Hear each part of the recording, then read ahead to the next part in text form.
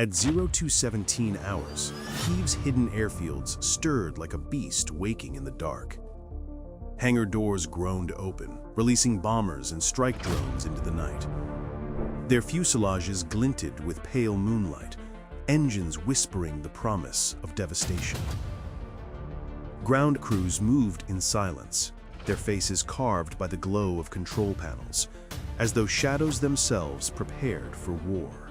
The first wave tore into the skies, drones rising like a flock of carrion birds.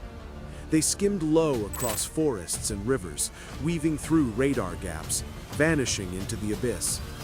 What followed was not a probing raid, but an opening act of annihilation.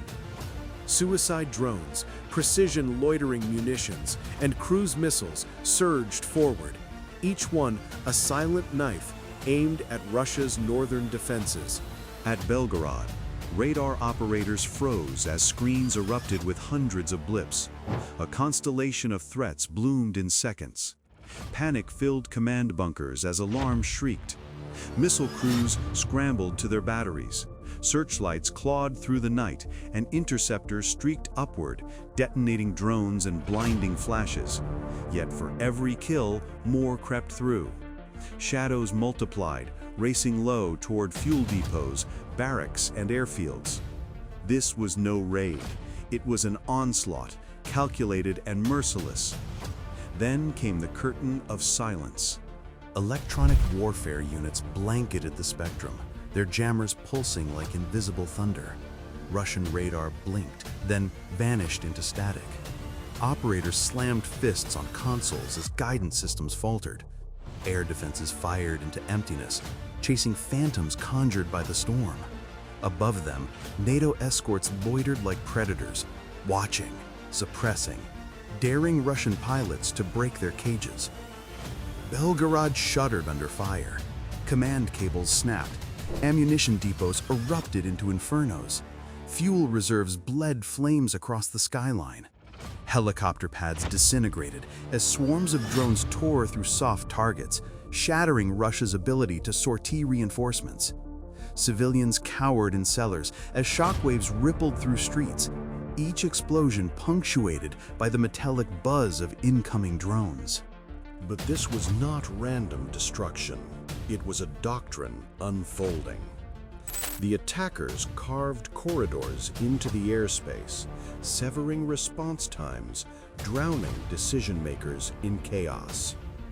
In less than an hour, Russia's northern command was blind, deaf, and bleeding. Olenia Bay, Russia's submarine bastion, lay next in the crosshairs. At 0412 OHR time, the Arctic base stirred in panic. Yasin-class submarines rumbled to readiness, while Admiral Gorshkov frigates loomed offshore. The carrier Kuznetsov, half-crippled yet massive, shifted like a wounded leviathan across the ice-flecked waters. But the defenders were too late.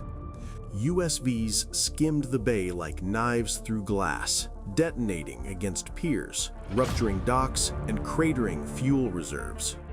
Drones shrieked overhead, plunging into submarine pens with surgical precision. Radar was drowned in noise, missile crews blinded as they fired into a storm of decoys.